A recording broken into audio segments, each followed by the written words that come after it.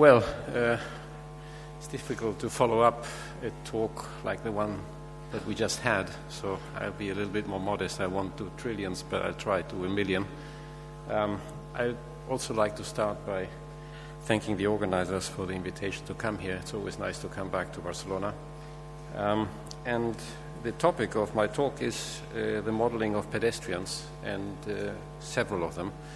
I think the events of the last week have highlighted why this is important, and I don't think I need to justify why we've been doing this for the last 10 years. First of all, a couple of acknowledgements. There's a large group working on this in Germany. They are very closely linked to the people that organize the pilgrimages in Mecca, and this is a leading architectural bureau that has done a lot of the work for the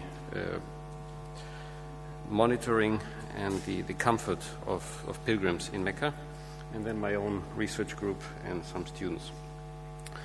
This is an outline of the talk. Why do we want to do this? What is the empirical data?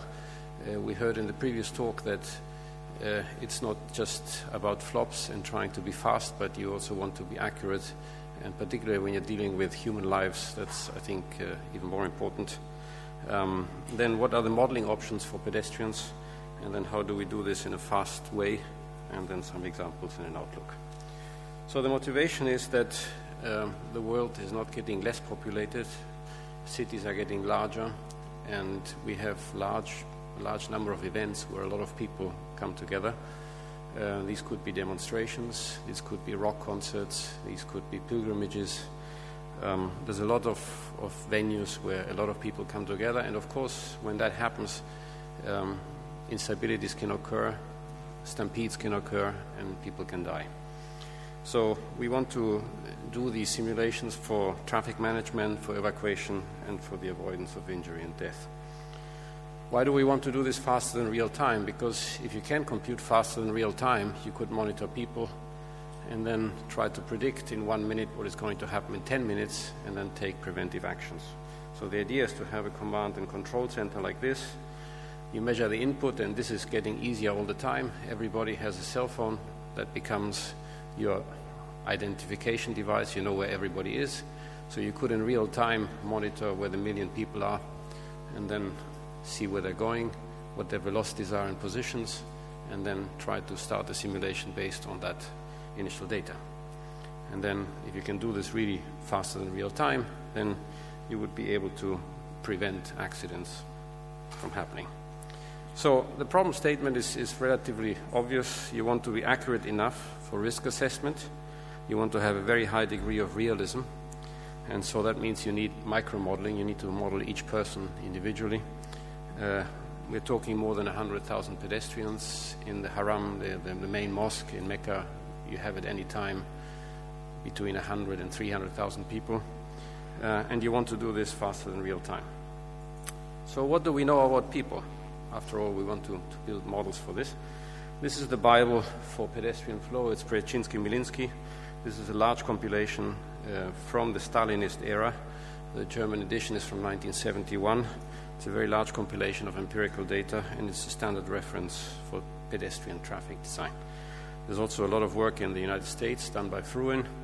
There are many other smaller reports, and there's current work in Jülich in Germany, Torrance, and then a group at UNC Chapel Hill, INRIA, and other places around the world. This is an area that in the last 15 years has expanded considerably. So what do we know? Well, we're not machines. You can see this is what is called the universal diagram. On the bottom you see the density. On the vertical axis you see the velocity. And you can see that when people can walk freely, they walk at all sorts of velocities. When they get squeezed, when the density gets to be of the order of 8 to 10 people per square meter, then the velocity diminishes. But it's really that area on the right where there was very little data. And what happens is that you have a maximum throughput because of this. You have low density and high velocity. You have high density and low velocity, so there's some maximum somewhere, and that's usually the safe maximum that you want to have people walking at. Problem is that this is not a universal diagram, and if you measure different people in different cultures, then these diagrams look quite differently. And you can see here in the blue curve, a curve that was measured in one of the Jamarat bridges, which is where people throw the stones symbolically against the devil.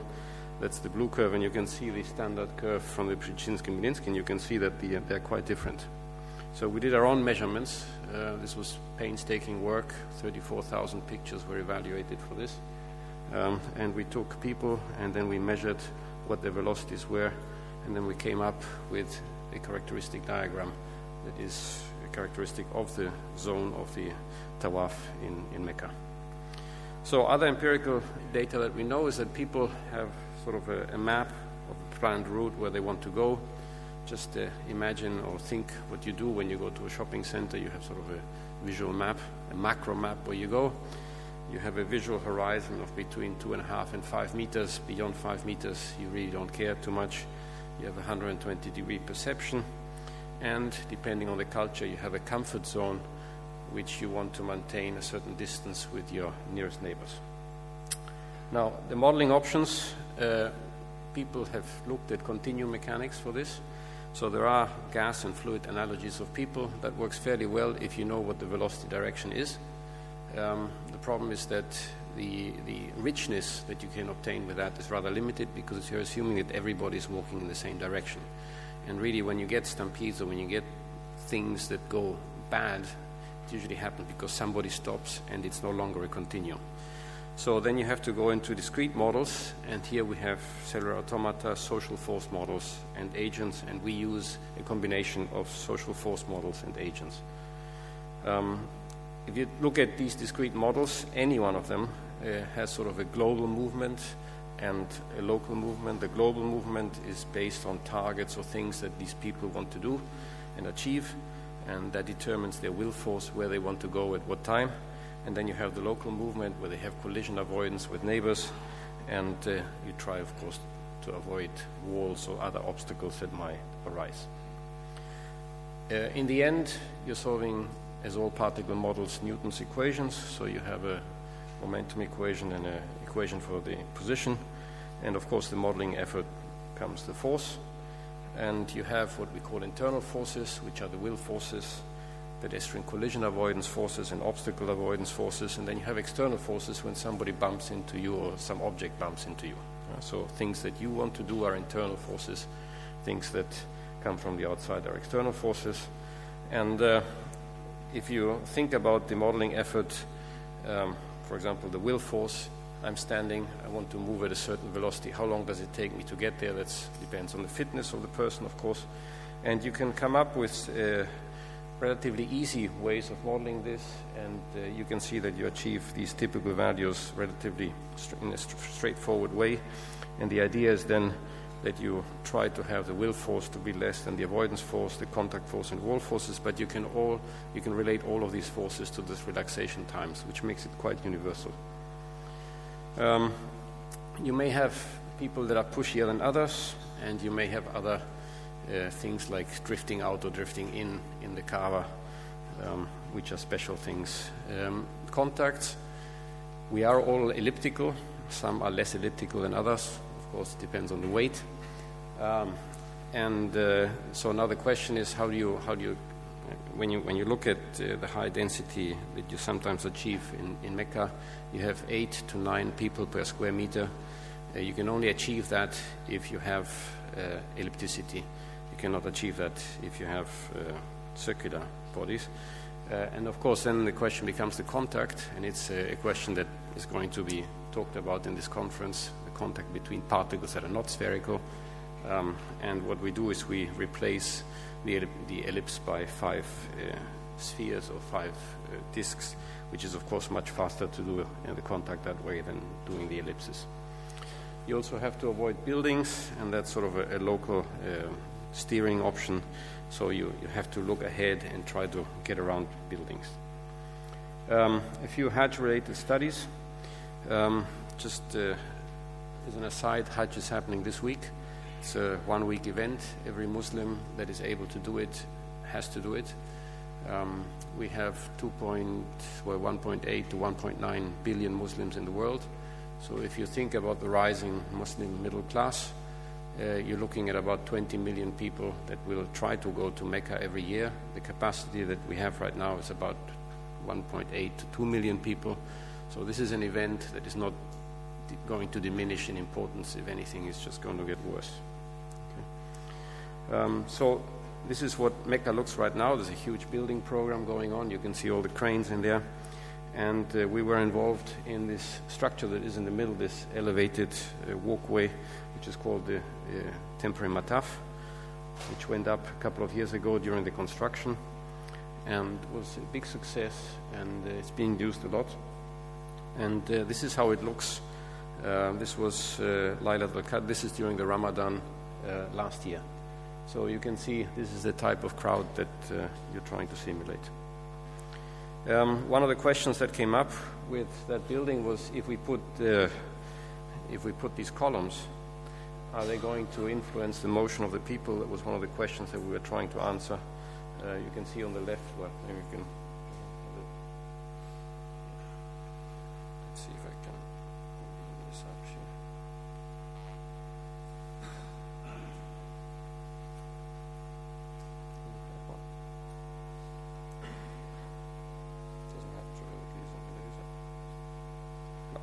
On the left, you can see the columns. On the right, you don't. Maybe you can't see them, but the calculation on the left has columns. On the right, it doesn't, and you can see there's no difference. So that was later also confirmed in real life. This is sort of a capacity estimation of these rings.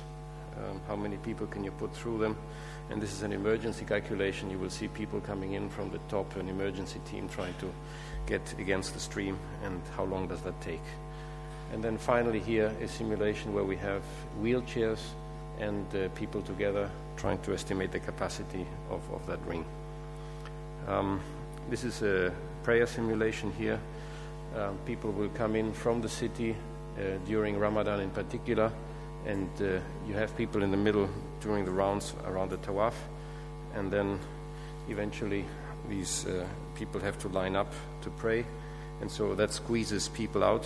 And one of the questions is how early before the prayer starts do you have to start evacuating people, because when people pray they need more space than when they're walking. And so this is a simulation that does that. So you can see the squeezing there of people, and they find their place, and then after prayer it continues. And this is a sort of a real-life calculation with several levels. So now the question is, how do you make this fast? How do you port this to the MPP? On a single core, we can do anywhere from 3,000 to 5,000 people in real life. So if you want to go to 1 million people, there's no way but to go parallel. The thing that enables you to do this is the fact that your visual horizon or your decision horizon is on the order of 2.5 to 5 meters. So if you have enough buffer space, you can just exchange information between them and do a spatial subdivision based on this distance argument. So this is a case of just 4 domains. You can see there we have an overlap region. We have a region where the people coming in and they are removed, and then there's an overlap region, and if you are in your core region, that is the region that determines the pedestrian motion, and the rest is then transmitted to the other ones. You can do any kind of domain splitting for this, and you can do that also on the fly. You have to do it on the fly. But one of the questions that comes up is, can you actually achieve high efficiency with this? So you can make a quick estimation. If I make my region smaller and smaller and smaller, because I have 5 meters of an overlap, how small can I make them? Even if I have millions of cores, at some point the region is so small that I'm just exchanging information. And so what we have found, even in the fluid calculations that we do, is that the limiting factor today is the communication between the processors. It's not so much the access to memory, but the access between the cores. So you can see here, if you want to take an inefficiency factor of 2 into consideration, then the number of pedestrians that you will have is really small per core. You can make these domains big enough, and so you would need about 2,000 cores for a real-time update of about 10 to the 6 pedestrians. and what we achieve in real life is about twice as fast as that. Okay, so if your communication becomes the limiting factor, then you can pose the question, can we get away with less communication between each one of the time steps? And the answer is yes. We only communicate between the processors every 4 time steps. Can you do the transfer faster by having a global table? Yes, you can do that, because you only have on the order of 1 million to 10 million pedestrians, so that's an array that is small enough that you can put in each core. And so you have these universal index lists, so that makes the transfer of information very fast. You need dynamic load balancing because people can accumulate in certain zones, and you have to do the renumbering or the resplitting on the fly. This is something that is really easy to say. We do it. When you try to code it, it's slightly more difficult. I just show you a few examples here. This was done on the machine at SL Rush in Stuttgart. It's a 108-node SGI ISX cluster. This is a simple case just to show how it works. So here we have the pedestrians, and you can see them being pushed towards one wall, and then they come out. This is what the mesh looks like, or the nearest neighbor we do using a triangulation, because in 2D pedestrians move in a 2D topology, so that's really the fastest nearest neighbor algorithm you can have. This is a dynamic load balancing with people coming and doing the mataf. And so this is a movie. On the left you can see the universal number, and on the right you can see that the mesh is changed dynamically. This is sort of a brute force case where you have 2 pedestrian streams in an area of 4 kilometers by 2 kilometers crossing. And we have a couple of obstacles, so columns in there. You get the typical zebra pattern of 2 streams coming together. This is sort of the distance map to each one of those columns and obstacles and walls. And you can then see how over time you achieve about 1.3, 1.25 million people. This would be the number of pedestrians that you're communicating every time step, which is one of the limitations in speed that you can achieve. And you can see here the minimum and maximum number of pedestrians that you're exchanging between domains at every given exchange. Now, if you look at the actual times, you can see here we are running in mixed mode. We keep the number of processors or MPI nodes to be the same, but we increase the number of OMP processors. And once we are at 784 cores, we achieve 2.2 million pedestrians per second, so we are faster than real time for 1 million pedestrians. This is an evacuation from the big mosque in Mecca. This is the geometry. It's not super accurate as far as the exit is concerned, but it was just as a demonstration case. You can see how the people are evacuated here over time. And if you look at the actual number of pedestrians over time, you can see there's a very quick evacuation in the first 20 minutes, and then the stairs are the limiting factor, and it gets much smaller. And you can see on the right, this green curve is the inefficiency. So for a lot of time, we are less than a factor of 2 inefficient. And then, of course, as we get to less and less people towards the end, we get more inefficient. That meaning what would be the maximum theoretical amount of speed that you could get out of the machine versus what you actually get. And you can see every time this thing drops, that's when we did a reload balancing. So this is a case which we ran for 5,000 seconds, and here the compute to real time is about 1.76, so we're still a little bit slower than real time. This is Manhattan, and so here we have an evacuation from Manhattan. It goes a lot slower, of course, because there's a lot less space to evacuate. And here, so this is the number of people over time. And here we are faster than real time, starting from about 1.25 million people on 384 cores. I couldn't come to Barcelona without showing Barcelona. So this was data that was given to me 10 days ago. You see on the left the street map, on the right a visualization of the street. So from the far distance it looks great. When you look in detail, it becomes a big mess, because you can see that some of the streets are really not given well as far as the width is concerned. And now you have to put all these streets together and try to make a street map out of it. So for the last 5 or 6 nights I've been clicking and trying to put this together. But I've come here with an evacuation of 1.2 million people out of Barcelona, and you can see here the distribution of people. This is about a minute into the run, and you can see there on the top, on the bottom right, the people coming through one of the intersections in the center of town. All right, I'll stop here. Few conclusions and outlook. I think we've developed an efficient code for the simulation of pedestrian flows. The basis is, as all discrete models, a combination of global and local models. The results obtained so far show the correct crowd dynamics, lane forming, overtaking, avoidance of obstacles, etc. Very promising results. We are doing a lot more validation, of course, with video footage as we go along. We've added this MPI option, so we can do real time for 1 million pedestrians. However, one has to say, like all these MPI options and all these beautiful things that you see, a lot of engineering options and a lot of real-life options don't scale well on MPI, and one of them, for example, is groups. What happens when you have a group of people that want to be together and now they're moving from one processor to another? You can imagine that there's a lot of communication that is going to happen there. So, yes, we can do a lot of things on big machines, but a lot of scalar things are still there lurking in the background.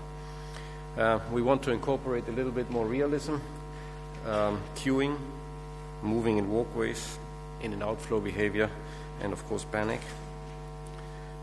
And then finally we want to incorporate this into the operations and security staff at Mecca, if possible.